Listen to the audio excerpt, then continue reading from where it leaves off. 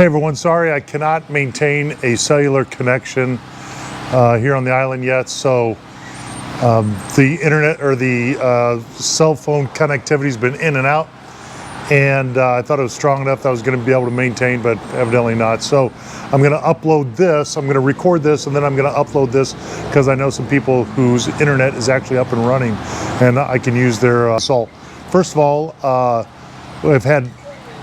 I've never had this many people like call or check in or get a hold of me and see how we're doing.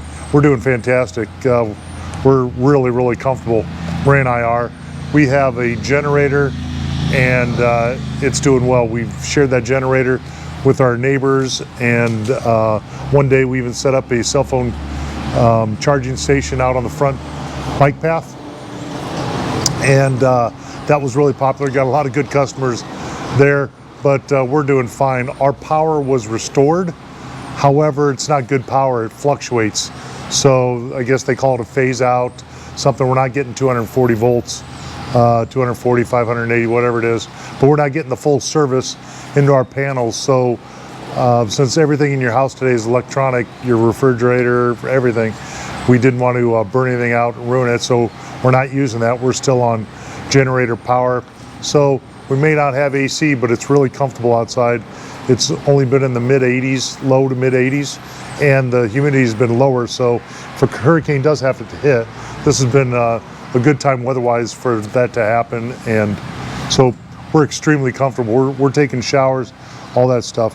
But what I want to do is talk about the island, some of the things that I do know, because although technically power's been restored in our area, for example, we don't have good power. My next door neighbor has good power, has full internet. It's just crazy from one house to the next. You just don't know, but literally everything was under salt water.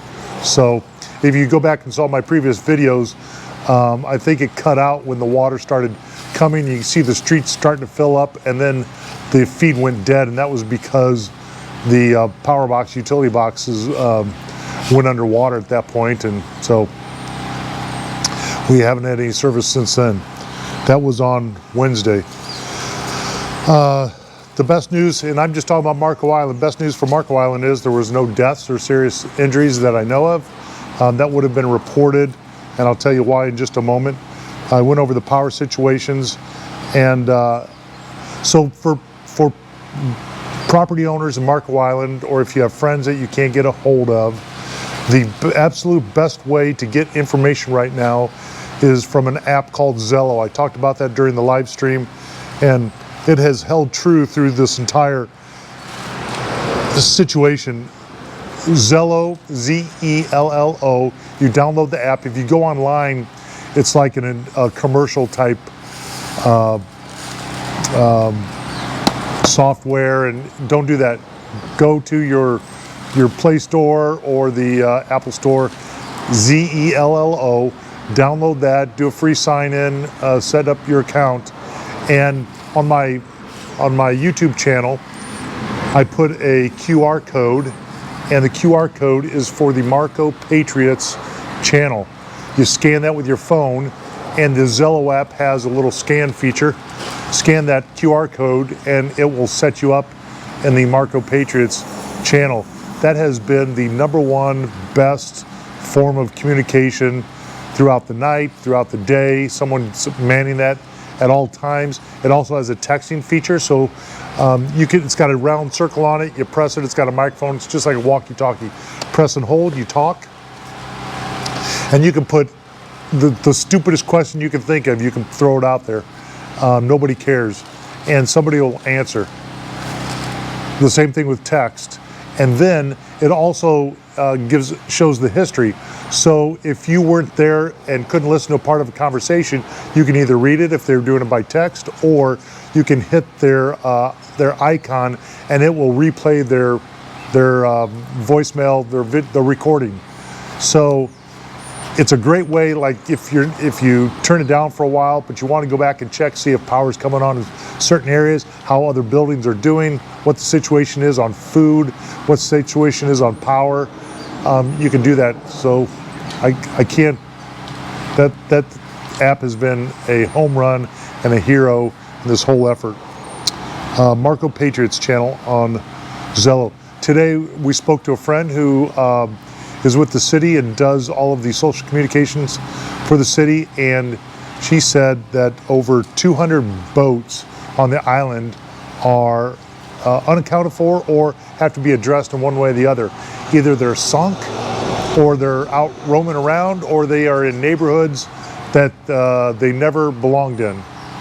Today, Maria and I went on a bike ride to Ace Hardware, which is open, and Marco Patriots were cooking burgers and stuff and feeding people.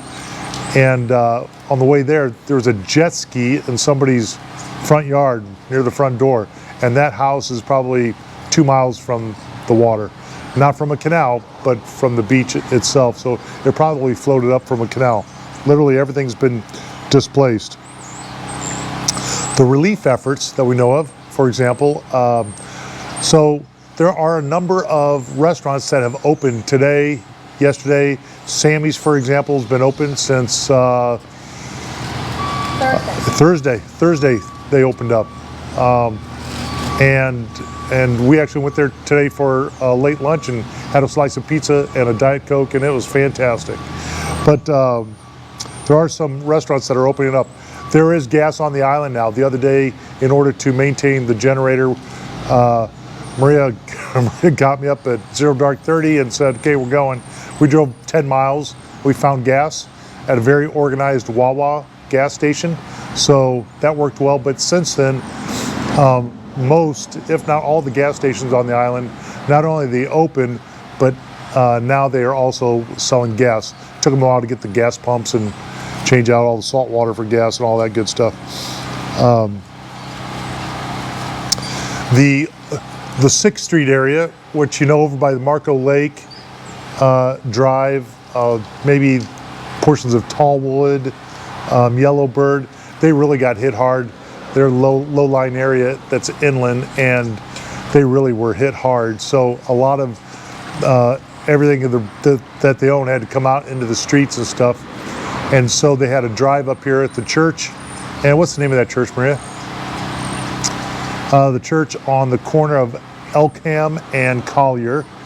And so they announced it on, across from Walgreens on Collier. They had a clothing drive and a food drive, and so that helped a lot of people over there in that area, and the church was taking everything. The stuff was leaving as fast as it was coming in, but that's what Marco does. They rally around each other, just like a lot of communities you guys live in. So the relief efforts, they need a lot of volunteers to help people get stuff out of their buildings, and because it's all waterlogged and the salt water has gotten in.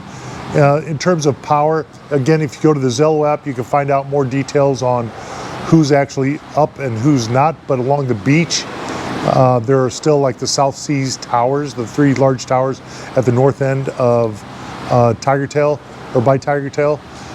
They still do not have power. A lot of the buildings, the big condos on Hideaway Beach, do not have power, and evidently one of the issues is supply chain issues with parts availability for some of these things. I saw a truck cruise past our house today, and it had 3 of those large ground green transformers on. I mean the big ones, but they were the old ones, and those are the ones that are being removed. All that stuff, literally everything on this island, 98% of it was under a lot of salt water. I'll show you my street here in just a moment.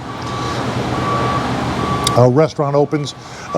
Just a quick story. At Sammy's restaurant, someone was telling a story about somebody from Fort Myers, which was devastated by this hurricane. They were hit.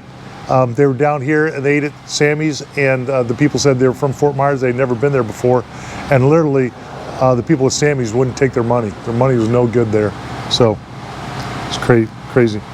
Internet service. Internet service is very spotty. Cell service is still spotty. Verizon came in with some mobile towers, but it really didn't have a big range on it. So you've got to go down to these gathering points One of them was City Hall. Today at Ace Hardware, they had a hotspot going. They just asked that you don't upload videos and things like this. But then all of a sudden, there's some homes that have, as soon as the power came on, they had full internet capacity. So, but that is very, very limited. Either you got your internet back when the power came on, but there's not been any stories of any internet service being restored since then, and that's whether it's Comcast or Summit, which are the two providers here on the island. I just heard before I came out here on the Zello app that Seaview Court, they should have power by tomorrow, and tomorrow would be Monday. So a lot of people are asking about the icons, the Snook Inn. The Snook Inn, I read a post earlier today said Snook Inn, she's gone. Well, it's not gone. The real estate's still there. A lot of the structure's still there, but it heavily damaged. They were already doing, they've been shut down for a few weeks. They were already doing a restoration or a remodeling project on it, and then in the middle of that, it got hit with the hurricane. So I did see they posted that the Snook Inn gift shop will be open like Tuesday of this week. But the rest of it took a big hit, a lot of damage. But they did say we will come back, we will rebuild. This is a sad one, the Dome Homes. Marie and I were at the Dome Homes just a couple weeks ago. And it was, I don't know, maybe 3 or 4 days before the storm hit. We got out one last time, went down there, and looked like the Dome Homes. Those are in the water, they're gone. They're underwater now, so there'll be good fishing reefs, I guess. But the iconic Dome Homes, and a couple of them had already fallen, but there's about 3 or 4 of them left, maybe 3 left. But they are all gone now. That's sad. The JW Marriott is operational. They did get seawater in their pool, came up pretty far. All of their huts, I was down there yesterday morning near there, and they were hauling the tops of the huts, the tiki huts that are on the beach. They were hauling those across the street. So they actually dismantled them and moved them into their parking lot that's across Collier to try to save them, and it looked like it did save most of those, but they were already out. They got an army of people that attack all of the vegetation and whatnot that's down. A lot of the palm trees now are frondless, or whatever you call it, but they just look like a needle sticking up. But a lot of that stuff has already been gathered, and it's out in the streets, the side of the streets. And tomorrow is the first pickup day for, actually, let me rephrase that. Tomorrow is going to be a regular garbage day. This is also the same day that the company that's contracted to pick up hurricane debris is going to go around and assess the situation and then figure out their game plan. So it'll probably be Tuesday, Wednesday, Thursday or something before trucks are actually out picking up hurricane trash.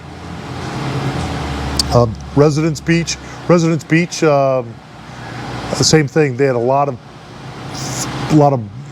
vegetation down, but a lot of Residence Beach was in Residence Beach parking lot. It was full of sand, but they were attacking that yesterday as well.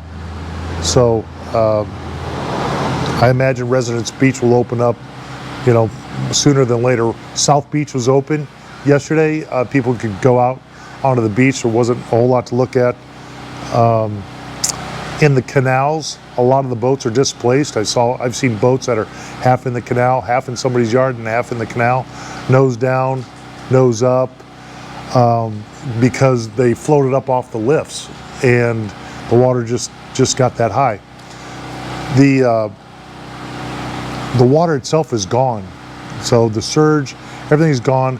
The issue now is none of this green lush stuff on Marco Island like salt water. Go figure. So it's turning brown. It'll kill a lot of the stuff. You need to rinse it off. We've been running our sprinklers off of the generator just to get some water out there. on them so that it just doesn't kill everything. But if you look down the streets, the shady lady trees that the city puts in the medians there, they're shedding all their leaves, and those are turning brown. The grass is turning brown. It's just kind of really weird. But the best thing you can do is try to rinse that through the system as much as possible. Our vegetation here at the house is looking pretty good, but we've been running the sprinklers, and Lord knows if you know anything about Marco, you know how expensive the water is here. So I'm gonna turn the camera around here in just a moment. That's really all I have in the live view and the live stream that I intended to have. I was gonna answer questions, but unfortunately, we'll get to that at some point. But I'm gonna turn my camera around here, and what I want you to do is go back and just quickly scroll to the middle or towards the end of my last live stream video, and you'll see the water. And the water ended up to be 3 to 4 feet above that. People were walking in the water. It was over their waists. A lot of cars were dead in the road that tried to make it through. A lot of the four-wheel drives did make it through. Jeep was representing. I saw more Jeeps than anything else. The problem was those vehicles going down the road were creating wakes. And for example, in our house, the water got within 2 feet of entering our garage, and our garage would have been completely dry, but for the wakes that were created by the vehicles, you know, it was a 2-3 foot wake coming in, and it would bash up against the stuff, and it also dislocated a lot of people's vegetation, the mulch and all that stuff, and threw it in people's yard. There was really no reason for all that, but it was the difference across the street. When a vehicle would go by, it would go in the building, make water go into the building. So literally the people that were out trying to test their four-wheel drives, and just for fun, and there was a few of those, you know, they're actually causing tens of thousands of dollars worth of damage because that wake was the difference of people getting water in the building or not getting water in the building. So I got a whole nother view on that. Let me turn the camera around real quick. I'm gonna show you, it looks like Marco Island except for maybe a little browner. Everything you can see in the frame was underwater, and it came up to about 2 feet from the garage door there. All of this was underwater. Everything you're seeing right now is underwater. That building across the street, that door that's in the middle of the frame, water was about a foot or more over that, and for as far as the eye could see, it was just flooded. And that was when high tide was coming up, and then the storm surge was hitting us at the same time. So, and that was about 3 to 3:45 in the afternoon.